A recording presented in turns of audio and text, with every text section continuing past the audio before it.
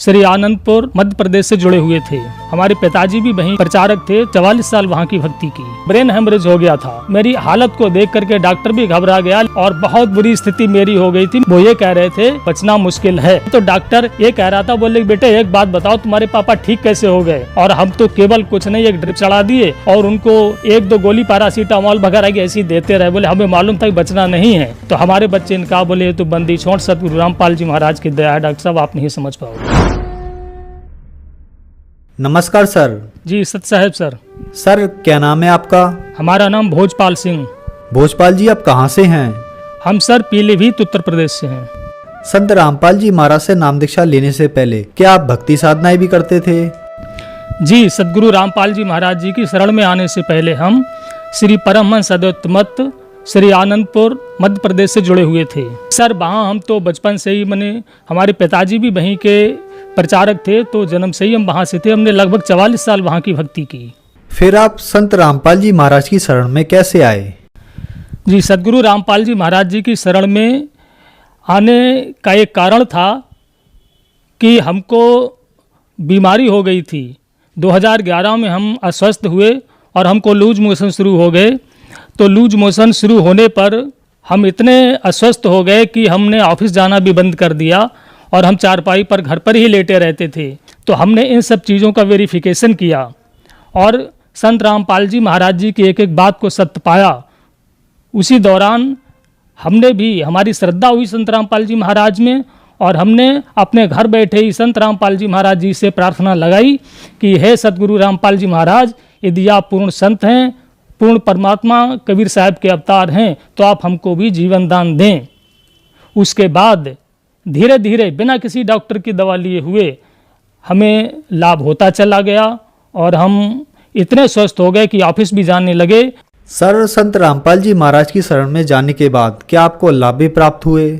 Sir जी, जब मैं 2011 में लूज मोशन से पीड़ित था तो मैंने अपने जनपद पीलीभीत के सभी एलोपैथिक, आयुर्वेदिक और होम्योपैथिक डॉक्टरों से दवा ली और एक दिन नहीं, सबकी दवा मैंने 1-1, 2-2 महीने खा करके देखी, पर मुझे किसी प्रकार का कोई लाभ नहीं हुआ।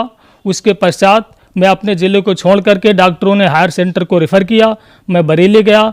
बरेली में भी जो जाने माने गैस्ट्रोलॉजिस्ट थे उनको दिखाया।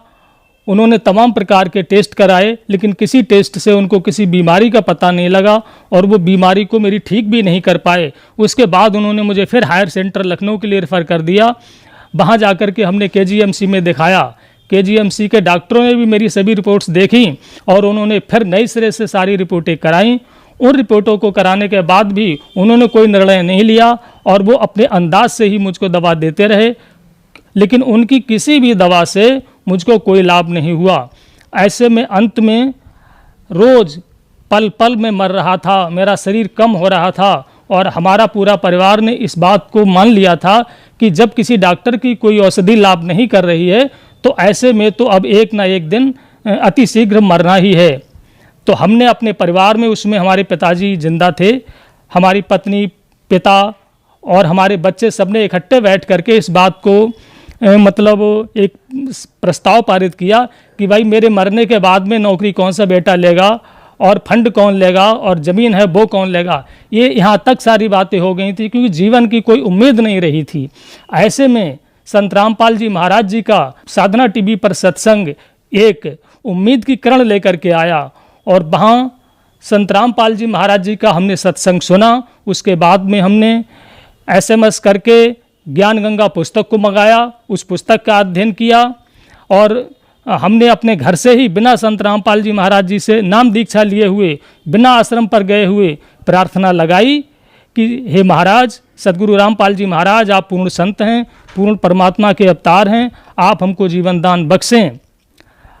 बिना नाम दान लिए ही हमें सतगुरु रामपाल जी महाराज जी की दया से स्वास्थ्य लाभ होने लगा और धीरे धीरे जब हम 10-15 दिन में कुछ खाने पीने लगे, चलने लगे, ऑफिस जाने लगे, तब हमारे अंदर एक कीड़ा उत्पन्न हुआ। हमने और हमारे पिताजी ने, दोनों लोगों ने इस बात को सोचा कि ये संत रामपाल जी महाराज जी जो कह रहे हैं ये कहाँ तक सत्य है और कितना सत्य है। फिर हमने शास्त्रों को मिलाया, अध्ययन किया और अंत में ये पाया कि ये बिल्कुल ठीक कह रहे हैं। तब हम और हमारा पूरा परिवार बरवाला आश्रम के लिए पीलीभीत से रवाना हुए। इसमें एक दिलचस्प मैं घटना बताना चाहूँगा भगत जी कि जब हम बरवाला आश्रम जा रहे थे तो हमको रास्ता नहीं मालूम था। हम दोपहर के बाद अपनी पीलीभीत से चले थे तो रात के लगभग 2-2:30 बजे हम जींद में पहुँचे। तो वहाँ पहुँचने के बाद भगत जी रात में हमने वहाँ पर एक व्यक्ति खड़ा हुआ था, उससे रास्ता पूछा तो उसने कहा जी हम भी सत्संग में चल रहे हैं, हमें भी लिए चलो। हमने कहा ठीक है, आप भी हमारी गाड़ी में बैठ जाइए। लेकिन हमको पता नहीं था ये बंदा कौन है। तुरंत ही ये तो मुझे बाद में पता लगा कि जिस दरोगा ने आकर के हमारी गाड़ी को रोका वो और कोई नहीं, संत रामपाल जी महाराज जी थे। उन्होंने आकर के पूछा, बोले भाई इस लड़के को आपने गाड़ी में बैठा लिया, आप इसे जानते हैं? हमने कहा जी नहीं जानते हैं। बोले फिर आपने इसे क्यों बैठा लिया? और उसके बाद में वो दरोगा जी उस लड़के से पूछने लगे भाई तू कौन है, तेरा क्या नाम है? तो उसने अपना नाम बताया। लेकिन उस दरोगा जी ने कहा, बोले भाई ऐसा कर, अपना ये साल हटा और अपनी पगड़ी खोल। तो जब उसने अपनी साल हटाई तो वो लड़का नहीं वो लड़की निकली। तो हम उस रहस्य को नहीं समझ पाए, हमने ये क्या बात है। हमको उन्होंने डांटा, दरोगा जी ने, बोले जिसको आप जानते नहीं हैं आपने गाड़ी में उसे क्यों बैठा लिया? तो हमने कहा सॉरी सर। और हमने कहा कोई हमारे लिए आदेश? बोले नहीं कोई आदेश नहीं, आप जाइए जहाँ जा रहे हैं। वहाँ से जब हम चले तो हमको फ़ौरन मैंने इस बात का आइडिया हो गया हमने कि कोई यहाँ पर हमारे साथ दुर्घटना घटित होने वाली थी। जैसे ही हम लगभग 1 किलोमीटर वहाँ से गाड़ी पे चले तो 8-10 लड़के बीचों बीच रोड पर खड़े हुए थे और उन्होंने हमको हाथ दिया। लेकिन हमने अपने ड्राइवर को कहा नहीं भाई गाड़ी मत रोकना, भले ही चाहे कोई नीचे आ जाए, बाद में सब देख लेंगे। और इस तरीके से वो जो लड़की हमारी गाड़ी में लड़का बन करके बैठी थी, उस गिरोह का सदस्य थी, वो हमारी गाड़ी लूटने के लिए थे। तो हम आश्रम पर पहुँचे तो हमने देखा, हमने कि दरोगा जी तो वही हैं, सतगुरु रामपाल जी महाराज जी को हमने देख करके पहचान लिया। उसके पश्चात सर जी हमारे बेटे ने नामदान ले लिया सतगुरु रामपाल जी महाराज जी से, हमारे पिताजी ने ले लिया, हमारी बहन ने ले लिया। और हम उस समय तक नामदान नहीं ले पाए, पर हम दर्शनों की लाइन में लग गए थे। लूज मोशन हमारा ठीक हो गया था संत रामपाल जी महाराज जी से, मतलब नामदान लेने से पहले प्रार्थना करने मात्र से ठीक हो गया था। एक बात मैं और बताना चाहूँगा कि मैं राजनीति करता था तो मेरे अंदर सभी एक नेता वाले अवगुण भी मौजूद थे उस समय, और मुझे क्रोध भी बहुत आता था और सत्ता की मतलब हनक भी मेरे अंदर थी। तो मैंने कहा ऐसा भी कहीं होता है। लेकिन फिर मैं बताना चाहूँगा आपके लिए कि संत रामपाल जी महाराज जी रूप बदल करके आए और उन्होंने मेरा हाथ पकड़ा और वहाँ ले जा कर के मुझे जहाँ नामदान मिलता है वहाँ ले जा कर के बैठाल दिया और बोले कि नहीं पहले नामदान लो। सर जी फिर मैंने नामदान लिया। उसके बाद नामदान लेने के बाद में जब हम आश्रम से अपने घर के लिए चले तो फिर मैंने गलती कर दी। जैसे ही आश्रम से बाहर निकले तो मेरे मित्र भी साथ में थे गाड़ी में, मैंने अपने मित्र को कुछ अपशब्द कह दिए। वहाँ से चलने के लगभग 15-20 मिनट के बाद में ऐसा हुआ कि मेरी आंखें एकदम आ गईं, जिनको आंखों का दुखना कहते हैं। कंजक्टिवाइटिस मुझको हो गया और 10-15 मिनट के अंदर मेरी आंखों से पीप निकलने लगा, पस पड़ गया, आंखों में पस निकलने लगा। तो मैं एकदम घबरा गया। लेकिन संत रामपाल जी महाराज जी की ऐसी कृपा थी कि जिस समय मुझको प्रथम मंत्र महाराज जी के द्वारा दिया गया मुझको तत्काल ही वो याद हो गया। तो उस समय जब मुझको मेरी आंखों से पस निकलने लगा, पानी निकलने लगा, मुझे दिखना बंद हो गया, गाड़ी में बैठे बैठे मैंने संत रामपाल जी महाराज जी द्वारा दिया हुआ प्रथम मंत्र का जाप किया। तो मैं खुद इस बात से अचंभित था कि मुझको 2-2.5 घंटे के बाद मेरी जैसे आंखें पहले स्वस्थ थीं तुरंत हो गईं। क्योंकि मैं होम्योपैथिक का एक डॉक्टर भी था छोटा मोटा, तो मुझे मालूम था कि कोई ऐसी दवा नहीं है कि जो 2 घंटे में किसी की भी आंख को ठीक कर दे। तो मैं इसके लिए संत रामपाल जी महाराज जी के चरणों में दंडवत प्रणाम करता हूँ। फिर मैं घर आया तो घर आकर के चूँकि अभी मैं भगत नहीं बन पाया था, नामदान मैंने अवश्य ले लिया था, मेरे अपने बच्चे से हार्ट अटैक हो गई थी। उस दौरान भी मैंने कुछ अपशब्दों का प्रयोग किया। रात में मेरी नाक से ब्लीडिंग होने लगी, मुझको ब्रेन हेमरेज हो गया था।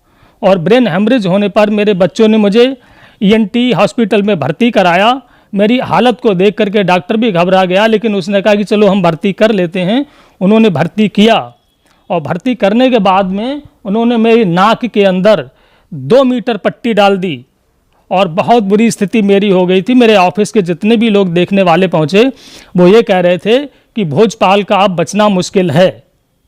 पर संत रामपाल जी महाराज जी से मेरे बेटे ने फिर प्रार्थना लगाई और वहाँ से उत्तर आया कि परमात्मा दया करेंगे। तो 3 दिन के अंदर ही, जहाँ डॉक्टर को उम्मीद नहीं थी, मुझको उस ब्रेन हेमरेज की बीमारी से छुटकारा मिला, मैं ठीक हो गया। डॉक्टर ने बताया था कि आपको ब्रेन हेमरेज हुआ, नहीं तो डॉक्टर को उम्मीद नहीं थी कि ये बच भी पाएंगे, लेकिन मैं राजनीतिक व्यक्ति था तो इसलिए वो मुझे एडमिट करने से मना भी नहीं कर पाए और उन्होंने जिला अध्यक्ष के दबाव में आकर के मुझको एडमिट कर लिया।